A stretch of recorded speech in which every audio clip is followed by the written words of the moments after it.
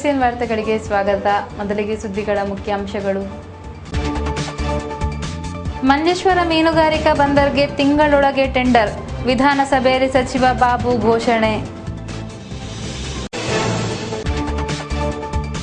ಸಫಿಯಾ ಕೊಲೆ ಶಿಕ್ಷೆ ಘೋಷಣೆ ಗುರುವಾರಕ್ಕೆ ಮೀಸಲು.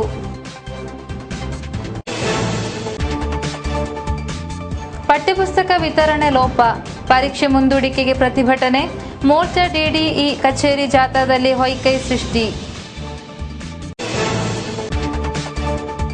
ಕಂಬನಿಯಲ್ಲಿ ತೇಲಿ ನಾಡು, ದುರಂತ ಮರಣವನ್ನಪ್ಪಿದ ಯುವಕರಿಗೆ ಅಶ್ರುಪೂರ್ಣ ವಿದಾಯ. ವಾರ್ತೆಗಳು ವಿವರವಾಗಿ. ಸಫಿಯಾ ಕೊಲೆ ಪ್ರಕರಣದ ಶಿಕ್ಷೆ ಘೋಷಣೆ ಗುರುವಾರ. ಬುಧವಾರ ಶಿಕ್ಷೆಯ ಘೋಷಣೆ ನಡೆಯುವುದಾಗಿ ತಿಳಿಸಲಾಗಿದ್ದರೂ ಅಂತಿಮ ವಾದ ಪೂರ್ತಿಗೊಳಿಸಿದ ಕಾಸರಗೋಡು ಜಿಲ್ಲಾ ವಿಭಾಗೀಯ ನ್ಯಾಯಾಧೀಶರು ಶಿಕ್ಷೆಯನ್ನು ಗುರುವಾರಕ್ಕೆ ಕಾದಿರಿಸಿದ್ದಾರೆ. ಕೊಲೆ ಪ್ರಕರಣದ 1ನೇ ಆರೋಪಿ ಮುಳಿಯಾರು ಮಾಸ್ತಿಕೊಂಡು ನಿವಾಸಿ ಹಾಗೂ ಗೋವಾದಲ್ಲಿ ಗುತ್ತಿಗೆದಾರನಾಗಿರುವ ಕೆಸಿ ಹಂಸ, ಆತನ ಪತ್ನಿ ಹಾಗೂ 3ನೇ ಆರೋಪಿ ಮೈಮೂನ ಮತ್ತು 4ನೇ ಆರೋಪಿಯಾಗಿರುವ ಕುಂಬಳೆ ಆರಿಕಾಡಿ ಕುನ್ನಿಲ್ನ ಅಬ್ದುಲ್ಲಾ ಎಂಬುವರು ತಪ್ಪಿತಸ್ಥರೆಂದು ನ್ಯಾಯಾಲಯ ಮಂಗಳವಾರ ತೀರ್ಪು ನೀಡಿತ್ತು. ಈ ಪೈಕಿ ಹಂಸನ ವಿರುದ್ಧ ದಾಖಲಿಸಲಾಗಿದ್ದ ಕೊಲೆ, ಅಕ್ರಮ ದಿಗ್ಬಂಧನದಲ್ಲಿರಿಸುವಿಕೆ, ಪುರಾವೆ ನಾಶ ಎಂಬ ಕಾಯ್ದೆ ಪ್ರಕಾರವೂ, 3ನೇ ಆರೋಪಿ ಮೈಮೂನಾಳ ವಿರುದ್ಧ ದಾಖಲಿಸಲಾಗಿದ್ದ ಪುರಾವೆಗಳ ನಾಶ ಮತ್ತು ಅಕ್ರಮ ದಿಗ್ಬಂಧನದಲ್ಲಿರಿಸುವಿಕೆ ಮತ್ತು 4ನೇ ಆರೋಪಿ ಅಬ್ದುಲ್ಲನ ವಿರುದ್ಧ ದಾಖಲಿಸಲಾದ ಪುರಾವೆ ನಾಶ ಮತ್ತು ಒಳಸಂಚು ಎಂಬ ಆರೋಪಗಳು ವಿಚಾರಣೆಯಲ್ಲಿ ಸಾಬೀತುಗೊಂಡಿದೆ. ಆದರೆ ಆರೋಪಿಗಳ ವಿರುದ್ಧ ಬಾಲಪೀಡೆ ಕಾಯ್ದೆ ಪ್ರಕಾರ ದಾಖಲಿಸಲಾಗಿದ್ದ ಪ್ರಕರಣ ಸಾಬೀತುಪಡಿಸಲು ಪ್ರಾಸಿಕ್ಯೂಷನ್ ವಿಫಲವಾಗಿತ್ತು. ಪ್ರಕರಣದ 2ನೇ ಆರೋಪಿ ಮಡಿಕೇರಿ ಅಯ್ಯಂಗೇರಿಯ ದೊಡ್ಡಪಳ್ಳಿ ಮೊಯ್ದು ಹಾಜಿ ಮತ್ತು 5ನೇ ಆರೋಪಿಯಾಗಿರುವ ಆದೂರು ಪೊಲೀಸ್ ಠಾಣೆಯ ಮಾಜಿ ಎಎಸ್ಐ, ಸದ್ಯ ನಿವೃತ್ತಿ ಹೊಂದಿರುವ ಪಿಎನ್ ಗೋಪಾಲಕೃಷ್ಣರ ಮೇಲಿನ ಆರೋಪ ವಿಚಾರಣೆಯಲ್ಲಿ ಸಾಬೀತುಗೊಳ್ಳದ ಹಿನ್ನೆಲೆಯಲ್ಲಿ ನ್ಯಾಯಾಲಯ ಇವರಿಬ್ಬರನ್ನು ಖುಲಾಸೆಗೊಳಿಸಿದೆ. ಸಫಿಯಾಳನ್ನು ಮನೆಗೆಲಸಕ್ಕಾಗಿ ತಂದೊಪ್ಪಿಸಿದ ಆರೋಪದಂತೆ ದೊಡ್ಡಪಳ್ಳಿ ಮೊಯ್ದು ಹಾಜಿ ವಿರುದ್ಧವೂ ಕರ್ನಾಟಕ ಗೋವಾ ಗಡಿ ಪ್ರದೇಶದ ತಪಾಸಣಾ ಕೇಂದ್ರದಲ್ಲಿ ವಾಹನಗಳು ಮತ್ತು ಅದರಲ್ಲಿರುವ ವ್ಯಕ್ತಿಗಳ ಸಂಖ್ಯೆಯನ್ನು ನೋಂದಾಯಿಸುವ ದಾಖಲು ಪತ್ರದಲ್ಲಿ ತಿದ್ದುಪಡಿ ತಂದ ಆರೋಪದಂತೆ ಪಿಎನ್ ಗೋಪಾಲಕೃಷ್ಣರ ವಿರುದ್ಧವೂ ಕ್ರೈಂ ಬ್ರಾಂಚ್ ಪೊಲೀಸರು ಕೇಸು ದಾಖಲಿಸಿದ್ದರು. ಮಂಜೇಶ್ವರ ಮೀನುಗಾರಿಕಾ ಹಾರ್ಬರ್ಗೆ ಈ ತಿಂಗಳಲ್ಲೇ ಟೆಂಡರ್ ಅಂಗೀಕರಿಸಿ ಆದೇಶ ಹೊರಡಿಸಲಾಗುವುದೆಂದು ಮೀನುಗಾರಿಕೆ ಖಾತಾ ಸಚಿವ ಕೆ ಬಾಬು ಘೋಷಿಸಿದ್ದಾರೆ. ವಿಧಾನಸಭೆಯಲ್ಲಿ ಶಾಸಕ ಪಿಬಿ ಅಬ್ದುಲ್ ರಜಾಕ್ ಅವರ ಪ್ರಶ್ನೆಗೆ ಉತ್ತರಿಸಿ ಸಚಿವರು ಈ ಘೋಷಣೆ ಹೊರಡಿಸಿದ್ದಾರೆ. ಮೊದಲ ಟೆಂಡರ್ ನೀಡಿದ ಸಂಸ್ಥೆಯ ಮಾಲಕನು ಅನಿರೀಕ್ಷಿತವಾಗಿ ಮರಣವನ್ನಪ್ಪಿದ್ದೇ ಯೋಜನೆ ವಿಳಂಬಕ್ಕೆ ಕಾರಣವಾಗಿದೆ. ಸದ್ರಿ ಸಂಸ್ಥೆಯು ಹೆಚ್ಚಿನ ಸಮಯಾವಕಾಶವನ್ನು ಕೇಳಿದ್ದು ಅಂಗೀಕರಿಸಿದರೂ ಅವರಿಗೆ ಕೆಲಸ ಆರಂಭಿಸಲು ಸಾಧಿಸಿರಲಿಲ್ಲ. ಈ ಹಿನ್ನೆಲೆಯಲ್ಲಿ ಹೊಸ ಟೆಂಡರ್ ಕರೆಯಲಾಗಿದ್ದು ಸದ್ರಿ ವರ್ಷವೇ ಅಂಗೀಕರಿಸಲಾಗುವುದು. 2ನೇ ಟೆಂಡರ್ಗೆ 16.8% ಅಧಿಕ ದರದಲ್ಲಿ ಅಂಗೀಕಾರ ನೀಡಲಾಗಿದೆ. ಮುಖ್ಯ ಕಾರ್ಯದರ್ಶಿಯವರ ಅಧ್ಯಕ್ಷತೆಯಲ್ಲಿರುವ ಸಮಿತಿಯು ಇದನ್ನು ಅಂಗೀಕರಿಸಿದೆ. 75% ಕೇಂದ್ರ ಆವಿಷ್ಕೃತ ಯೋಜನೆಯಾದ ಇದರಲ್ಲಿ ವಾರ್ಫ್, ಹರಾಜ್ ಹಾಲು, ಡ್ರೆಡ್ಜಿಂಗ್, ರಸ್ತೆ ಎಂಬಿವುಗಳ ಸಹಿತ ಸಕಲ ಸೌಕರ್ಯ ಒಳಪಡಿಸಿರುವುದಾಗಿ ತಿಳಿಸಿದ್ದಾರೆ. ಜಿಲ್ಲಾ ಶಿಕ್ಷಣ ಸಹ ನಿರ್ದೇಶಕರ ಕಚೇರಿಗೆ ಯುವ ಮೋರ್ಚಾ ನಡೆಸಿದ ಜಾಥಾ ಹಿಂಸಾರೂಪಕ್ಕೆ ತಿರುಗಿದೆ. ಕಾರ್ಯಕರ್ತರು ಹಾಗೂ ಪೊಲೀಸರ ಮಧ್ಯೆ ಹೊಯ್ಕೈ ನಡೆಯಿತಾದರೂ ಪೊಲೀಸರ ಸಮಯೋಚಿತ ಕಾರ್ಯಾಚರಣೆಯಿಂದ ಉದ್ವಿಗ್ನ ಪರಿಸ್ಥಿತಿ ತಿಳಿಗೊಳಿಸಲಾಯಿತು. ಪಠ್ಯಪುಸ್ತಕ ವಿತರಣೆ ಲೋಪ ಹಾಗೂ ಓಣಂ ಪರೀಕ್ಷೆಯ ಬಗೆಗೆ ಸಕಾರಾತ್ಮಕ ನಿಲುವು ಹೊಂದಿಲ್ಲವೆಂದು ಆರೋಪಿಸಿ ಯುವ ಮೋರ್ಚಾ ಜಾಥಾ ನಡೆಸಿತು.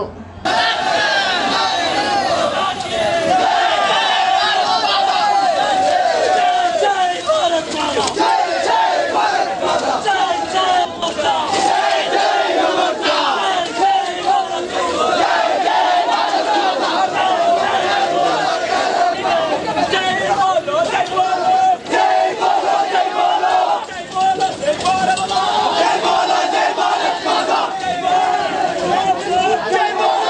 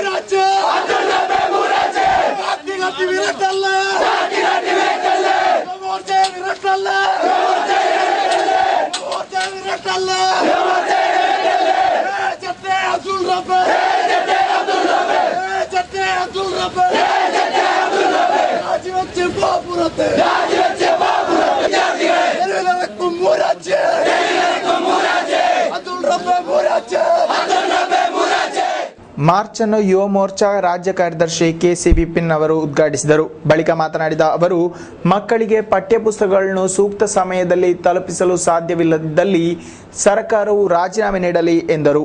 ഓണപരീക്ഷ ഓണത്തിന് മുമ്പ് നടത്തുക, അതുപോലെ പാഠപുസ്തകം പാഠപുസ്തകം എഴുതിയത് അന്വേഷിക്കുക, അതിലുണ്ടായിട്ടുള്ള അഴിമതി അന്വേഷിക്കുക എന്ന ആവശ്യങ്ങൾ ഉന്നയിച്ചാട്ടാണ് യുവമോർച്ച സമരമുഖത്തുള്ളത്. ಯುವ ಮೋರ್ಚಾ ಜಿಲ್ಲಾಧ್ಯಕ್ಷ PR ಸುನಿಲ್ ಅಧ್ಯಕ್ಷತೆ ವಹಿಸಿದರು. ರಾಜೇಶ್, AP ಹರೀಶ್, ವಿಜಯಕುಮಾರ್ ರೈ ಮೊದಲಾದವರು ನೇತೃತ್ವ ನೀಡಿದರು. ಇದಕ್ಕೂ ಮೊದಲು ಜಾಥವು ಡಿಡಿ ಕಚೇರಿ ಸಮೀಪಿಸುತ್ತಿದ್ದಂತೆ ಕೆಲವೊಂದು ನಾಟಕೀಯ ಬೆಳವಣಿಗೆಗಳು ನಡೆದವು. ಜಾಥವು ಹಿಂಸಾರೂಪಕ್ಕೆ ತಿರುಗುವುದಾಗಿ ರಹಸ್ಯ ಮಾಹಿತಿ ದೊರೆತಿದ್ದ ಹಿನ್ನೆಲೆಯಲ್ಲಿ ಪೊಲೀಸರು ತಾತ್ಕಾಲಿಕ ತಡೆಗೋಡೆ ರಚಿಸಿ ತಡೆ ಸೃಷ್ಟಿಸಿದ್ದರು. ಈ ವೇಳೆ ಕಾರ್ಯಕರ್ತರು ಬ್ಯಾರಿಕೇಡ್ಗಳನ್ನು ಕಿತ್ತೆಸೆದು ಒಳ ಪ್ರವೇಶಿಸಲು ಯತ್ನಿಸುತ್ತಿದ್ದಂತೆ ಪೊಲೀಸರು ಹಿಂಭಾಗದಿಂದ ಇಬ್ಬರು ಕಾರ್ಯಕರ್ತರನ್ನು ಬಂಧಿಸಿ ಇವರನ್ನು ಬಿಡುಗಡೆಗೊಳಿಸಬೇಕಾದಲ್ಲಿ ಶಾಂತ ರೀತಿಯಲ್ಲಿ ಹಿಂತಿರುಗಬೇಕೆಂದು ಮೋರ್ಚಾ ನಾಯಕರಿಗೆ ಹಾಗೂ ಕಾರ್ಯಕರ್ತರಿಗೆ ಸೂಚಿಸಿದರು. ಇದರಿಂದ ಎಲ್ಲರೂ ಶಾಂತ ರೀತಿಯಲ್ಲಿ ಮರಳಿದರು. ವಾಹನ ಅಪಘಾತದಲ್ಲಿ ಮೃತಪಟ್ಟ ಯುವಕರ ಮೃತದೇಹಗಳನ್ನು ಶೋಕತಪ್ತ ವಾತಾವರಣದಲ್ಲಿ ಸಂಸ್ಕರಿಸಲಾಯಿತು. ಉದ್ಯಾವರ ನಿವಾಸಿ 16 ವರ್ಷ ಪ್ರಾಯದ ಸಿನಾನ್ ಹಾಗೂ 18ರ ಕುಂಜತೂರಿನ ಮೊಹಮ್ಮದ್ ಶಿರಾಬುದ್ದೀನ್ರ ಮೃತದೇಹಗಳನ್ನು ಬುಧವಾರ ಅಪರಾಹ್ನ ಉದ್ಯಾವರ ಸಾವಿರ ಜಮಾತ್ ಮಸೀದಿಯಲ್ಲಿ ವಿಧಿವಿಧಾನಗಳೊಂದಿಗೆ ಸಂಸ್ಕರಿಸಲಾಯಿತು. ಮೃತದೇಹಗಳನ್ನು ಕಾಸರಗೋಡು ಸರ್ಕಾರಿ ಆಸ್ಪತ್ರೆಯಲ್ಲಿ ಮರಣೋತ್ತರ ಪರೀಕ್ಷೆ ನಡೆಸಿದ ಬಳಿಕ ಬುಧವಾರ ಅಪರಾಹ್ನ 2:15 ಸಾವಿರ ಜಮಾತ್ ಮಸೀದಿಗೆ ತರಲಾಯಿತು.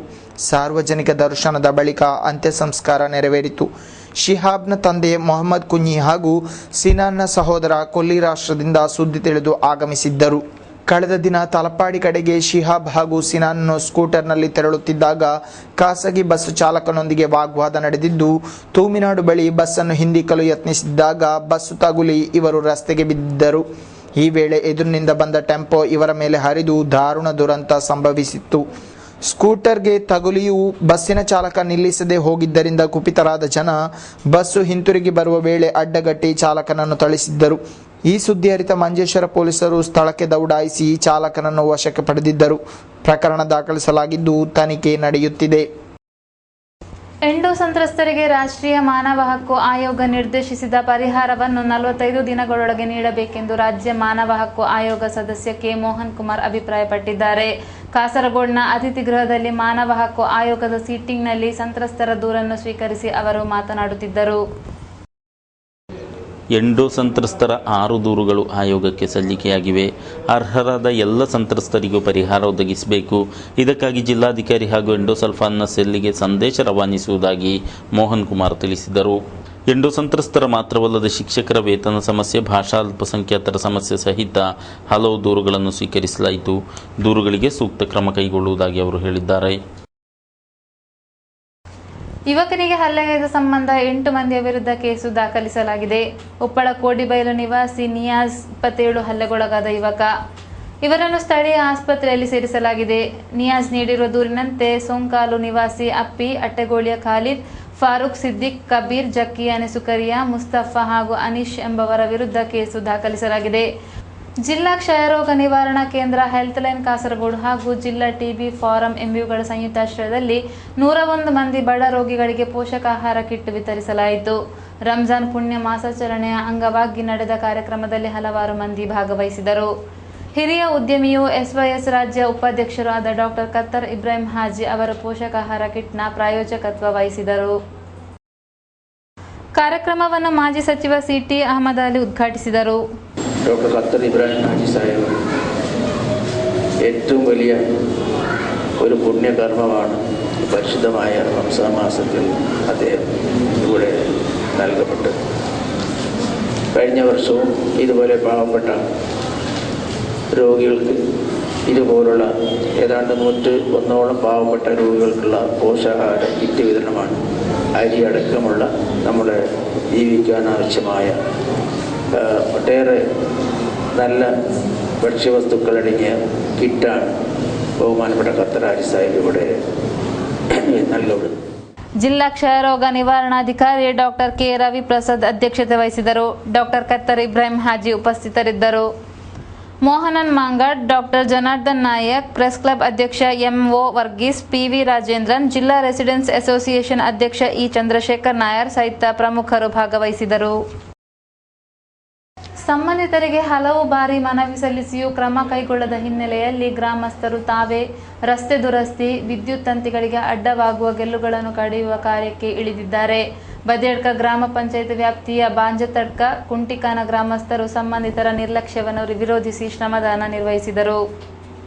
ಬದಿಯಡ್ಕ ಗ್ರಾಮ ಪಂಚಾಯತಿಗೆ ಒಳಪಟ್ಟ ನೀರ್ಚಾಲು ಸಮೀಪದ ಮೂಕಂಪಾರೆ ಬಾಂಜತಡ್ಕ ಕುಂಟಿಕಾನ ಪ್ರದೇಶದಲ್ಲಿ ಯೋಗ್ಯ ರಸ್ತೆಯಾಗಲಿ ವಿದ್ಯುತ್ ಸರಬರಾಜಾಗಲಿ ಇಲ್ಲ.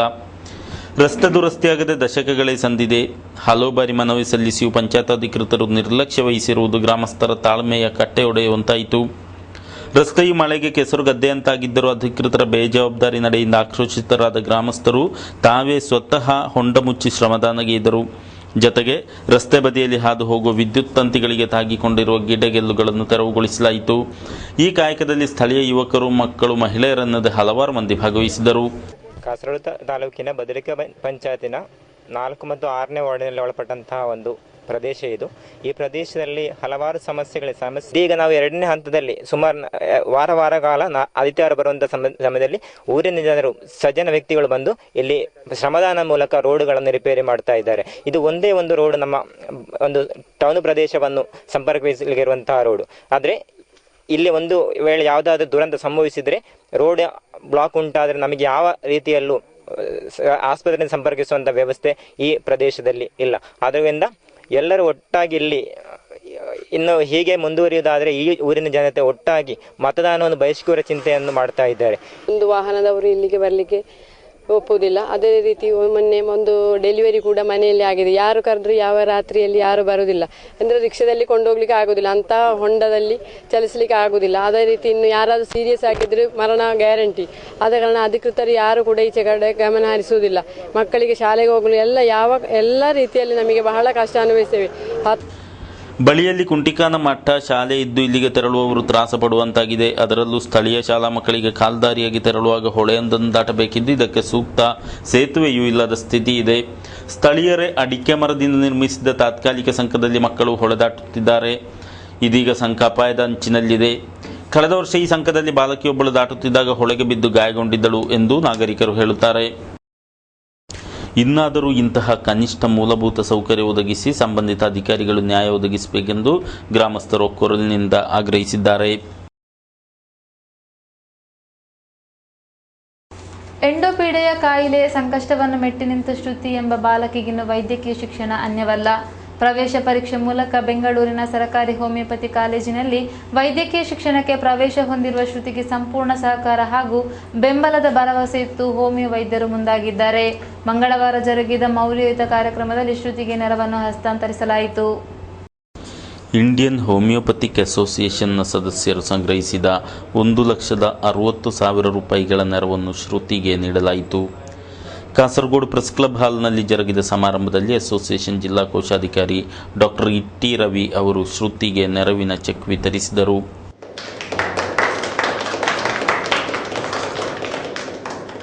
ಅಸೋಸಿಯೇಷನ್ ಜಿಲ್ಲಾಧ್ಯಕ್ಷ ಡಾಕ್ಟರ್ ಸಂಜೀವ ಎಂ ಲಾಸರ್, ವೈದ್ಯರಾದ M Radhakrishna Nair, Girish Krishna, G Sreekumar, press club ಅಧ್ಯಕ್ಷ ಎಂಒ ವರ್ಗೀಸ್ ಮಾತನಾಡಿದರು.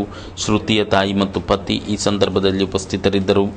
ರಾಜ್ಯದ ವಿವಿಧೆಡೆಗಳ ವೈದ್ಯರು ತಮ್ಮ ಕೊಡುಗೆಯನ್ನು ನೀಡಿರುವುದಾಗಿಯೂ ಶ್ರುತಿಯ ಮುಂದಿನ ಕಲಿಕೆಗೆ ತಾವು ಇನ್ನೂ ಸಹಾಯ നീടുವುದಾಗಿಯೂ IHMA പദാധികാരികൾ ತಿಳಿಸಿದ್ದಾರೆ. നമുക്കിപ്പോൾ മനസ്സിലാക്കാൻ വേണ്ടി സാധിക്കുന്നത് ശ്രുതിയെക്കുറിച്ച് നേരിട്ട് സംസാരിച്ചപ്പോൾ മനസ്സിലാക്കാൻ സാധിച്ചത് നമ്മളെപ്പോലെ തന്നെ പത്രമാധ്യമങ്ങളിലുള്ള വിവരം മാത്രമേ ശ്രുതിക്കും സർക്കാരിൻ്റെ ഭാഗത്തു നിന്ന് ലഭിച്ചിട്ടുള്ളൂ. നേരിട്ട് ജില്ലാ കലക്ടറുടെ ഭാഗത്തു നിന്നോ സംസ്ഥാന സർക്കാരിൻ്റെ പ്രതിനിധികളോ ആരും തന്നെ അക്കാര്യത്തിൽ വീണ്ടും ബന്ധപ്പെട്ടിട്ടില്ല എന്നാണ് ശ്രുതി നമ്മോട് പറഞ്ഞിരിക്കുന്നത്.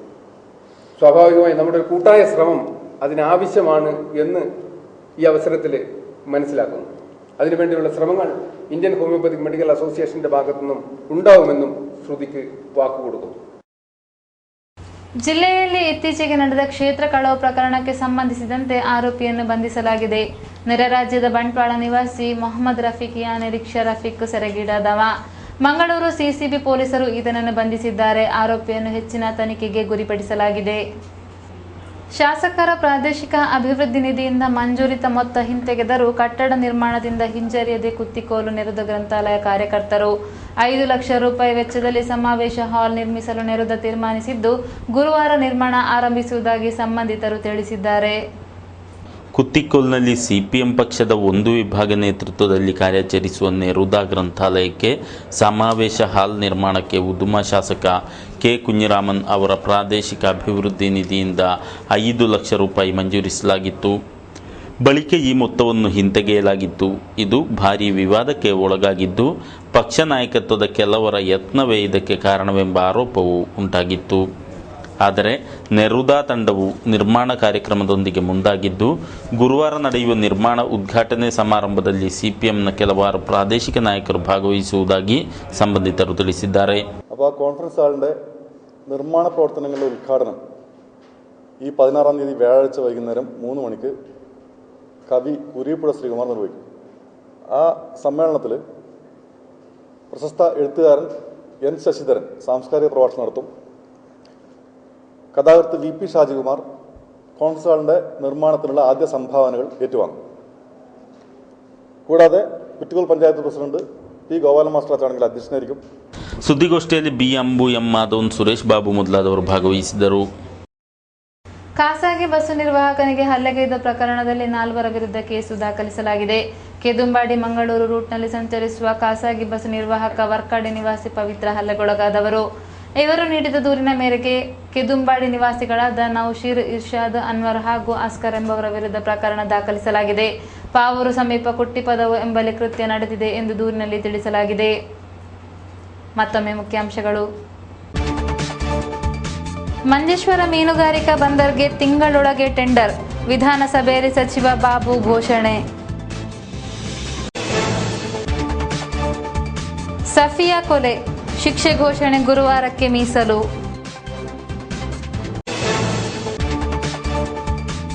ಪಠ್ಯಪುಸ್ತಕ ವಿತರಣೆ ಲೋಪ, ಪರೀಕ್ಷೆ ಮುಂದೂಡಿಕೆಗೆ ಪ್ರತಿಭಟನೆ. ಮೋರ್ಚಾ DDE ಕಚೇರಿ ಜಾಥಾದಲ್ಲಿ ಹೊಯ್ಕೈ ಸೃಷ್ಟಿ. ಕಂಬನಿಯಲ್ಲಿ ತೇಲಿ ನಾಡು, ದುರಂತ ಮರಣವನ್ನಪ್ಪಿದ ಯುವಕರಿಗೆ ಅಶ್ರುಪೂರ್ಣ ವಿದಾಯ. ಇದರೊಂದಿಗೆ ಇಂದಿನ ವಾರ್ತಾ ಪ್ರಸಾರ ಇಲ್ಲಿಗೆ ಮುಕ್ತಾಯವಾಯಿತು. ಮುಂದಿನ ವಾರ್ತೆಗಳೊಂದಿಗೆ ಮತ್ತೆ ಭೇಟಿಯಾಗೋಣ. ವಂದನೆಗಳು.